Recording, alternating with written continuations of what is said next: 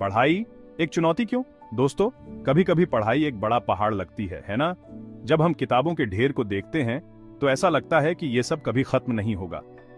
ये एक आम समस्या है और हम सब इससे गुजरते हैं। मन उड़ने लगता है, ध्यान भटकता है। जब हम पढ़ाई करने बैठते हैं तो हमारा मन अक्सर इधर उधर भटकने लगता है। खिड़की के बाहर का नजारा, कमरे में चल रही हलचल, सब कुछ हमें अपनी ओर खींचता है। क्यों? कभी मोबाइल का लालच, कभी सोशल मीडिया की दुनिया हमें अपनी ओर खींचती है। हम सोचते हैं कि बस एक बार फोन चेक कर लें, लेकिन वो एक बार कई बार में बदल जाती है। कभी दोस्तों के साथ घूमने का मन, दोस्तों के मैसेज और कॉल्स हमें पढ़ाई से दूर ले जाते हैं। हम सोचते हैं कि थोड़ी देर के लिए उनसे बात कर लें, लेकिन वो थोड़ी देर घंटों में बदल जाती है। और कभी नींद का झोंका। जब हम थके होते हैं तो पढ़ाई करते समय नींद आना स्वाभाविक है। ये सब चीजें हमें पढ़ाई से दूर ले जाती हैं। ये सब हमारा ध्यान भटकाते हैं। जब हमारे आसपास इतनी सारी चीजें होती हैं तो ध्यान केंद्रित करना मुश्किल हो जाता है। हमें अपने आसपास के माहौल को व्यवस्थित करना होगा। बिना प्लान के पढ़ाई मुश्किल लगती है। अगर हमारे पास कोई योजना नहीं है तो हम नहीं जानते कि कहां से शुरू करें और क्या करें। एक अच्छी योजना बनाना बहुत जरूरी है। टाइम मैनेजमेंट बहुत जरूरी है। और हाँ, मोटिवेशन, समय का सही प्रबंधन करना और खुद को प्रेरित रखना बहुत महत्वपूर्ण है। अगर हम अपने समय को सही तरीके से प्रबंधित करें तो हम बहुत कुछ कर सकते हैं। बिना मंजिल के सफर कौन शुरू करता है? हमें अपने लक्ष्य को स्पष्ट रूप से जानना होगा। जब हमें पता होता है कि हम क्या हासिल करना चाहते हैं तो हम उस दिशा में मेहनत करते हैं। अपने लक्ष्य को ध्यान में रखते हुए हम अपनी पढ़ाई को एक दिशा दे सकते हैं।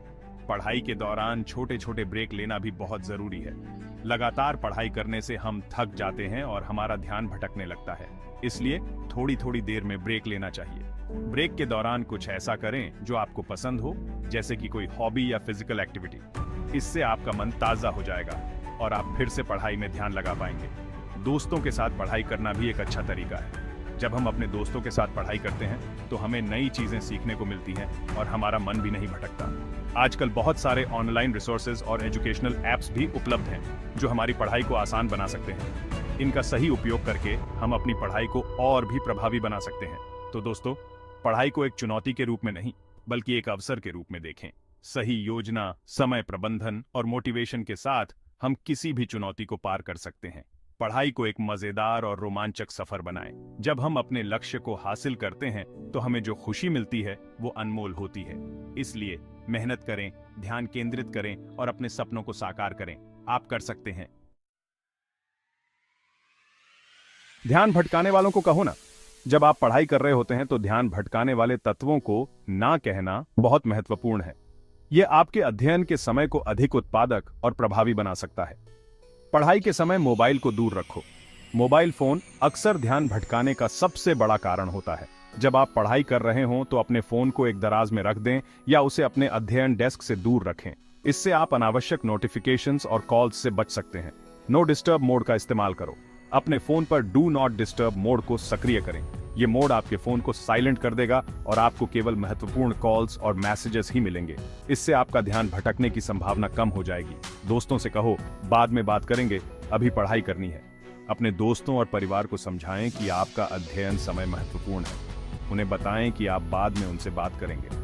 यह आपके अध्ययन के समय को संरक्षित करने में मदद करेगा। ऐसी जगह ढूंढो जहां शांति हो और आपका ध्यान न भटके।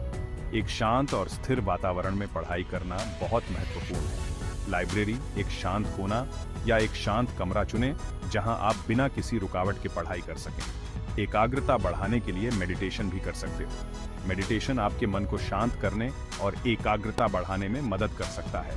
पढ़ाई से पहले या बीच बीच में मेडिटेशन करने से आपका ध्यान केंद्रित रहेगा और आप अधिक प्रभावी ढंग से पढ़ाई कर पाएंगे। एक अध्ययन समय सारणी बनाएं और उसका पालन करें। एक समय सारणी बनाकर आप अपने अध्ययन समय को व्यवस्थित कर सकते हैं। यह आपको यह सुनिश्चित करने में मदद करेगा कि आप अपने सभी विषयों को समय दे रहे हैं और किसी भी विषय को नजरअंदाज नहीं कर रहे हैं। पढ़ाई के दौरान छोटे छोटे ब्रेक लें। लंबे समय तक लगातार पढ़ाई करने से थकान हो सकती है और ध्यान भटक सकता है। छोटे छोटे ब्रेक लेने से आपका मन ताजा रहेगा और आप अधिक प्रभावी ढंग से पढ़ाई कर पाएंगे।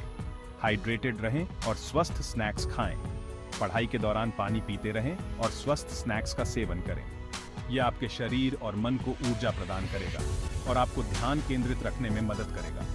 अपने अध्ययन नोट्स की समीक्षा करें और सामग्री का सारांश बनाएं। अध्ययन नोट्स की समीक्षा करने और सामग्री का सारांश बनाने से आपको महत्वपूर्ण जानकारी को याद रखने में मदद मिलेगी। फ्लैश कार्ड्स का उपयोग करके आप अपनी याददाश्त को और भी मजबूत बना सकते हैं।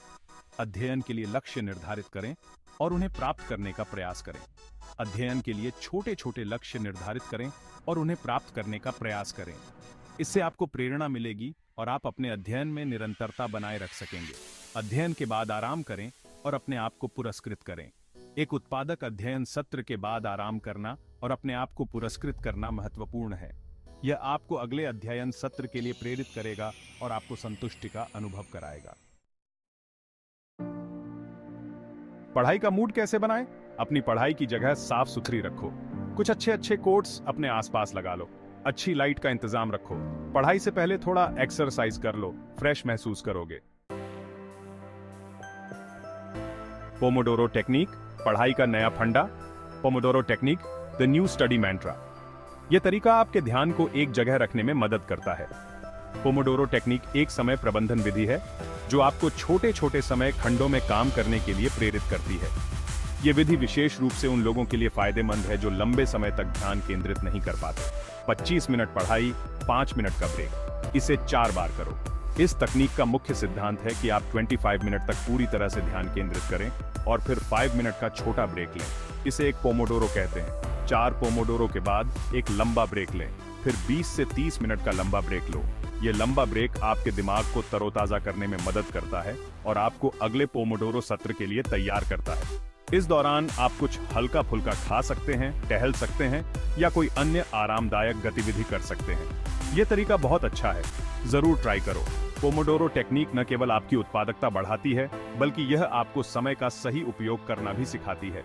इसे अपनाने से आप अपने अध्ययन के समय को बेहतर तरीके से प्रबंधित कर सकते हैं और अपने लक्ष्यों को अधिक प्रभावी ढंग से प्राप्त कर सकते हैं।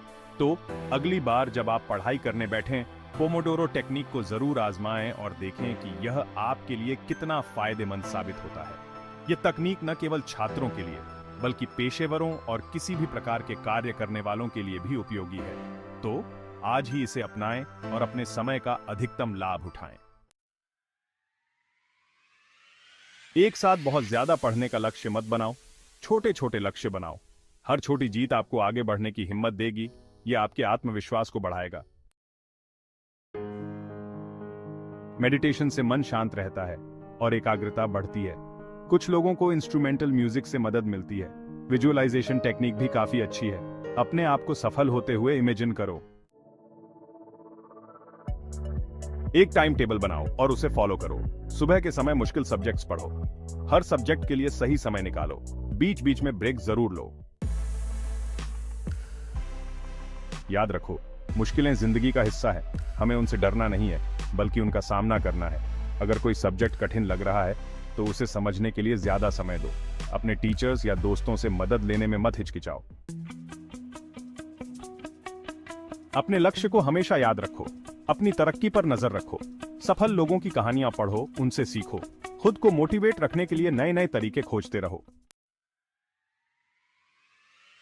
नेगेटिव विचारों को अपने ऊपर हावी मत होने दो। हमेशा पॉजिटिव सोचो और आगे बढ़ते रहो। याद रखो, आप जैसे सोचते हैं वैसे ही बनते हैं। दोस्तों, टॉपर बनना कोई रॉकेट साइंस नहीं है। जरूरत है तो बस थोड़ी सी मेहनत, लगन और सही दिशा की। अपने आप पर भरोसा रखो और अपनी तैयारी शुरू कर दो। आप जरूर सफल होंगे।